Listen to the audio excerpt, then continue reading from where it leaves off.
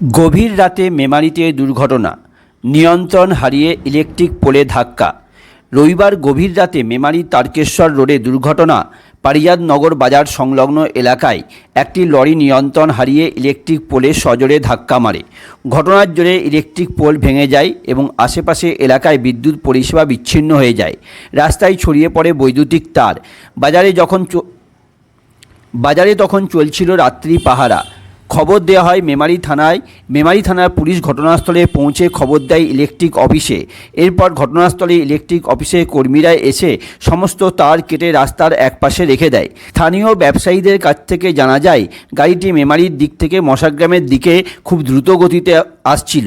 অপরদিকে একটি লরি চলে আসে এবং মুখোমুখি যাতে সংঘর্ষ না হয় সেই কারণে একটু পাশ দিতে গিয়ে সোজা ইলেকট্রিক পোলে ধাক্কা মারে। সোমবার সকালে স্থানীয় ব্যবসাদাররা কি বললেন শোনাবো। কি হয়েছিল এখানে?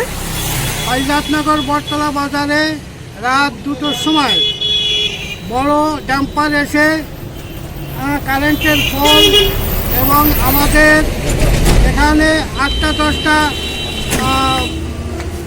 মানে মিটার ভেঙে চুরে দিয়ে গেছে এবং সার্ভিস তার ছিঁড়ে গেছে।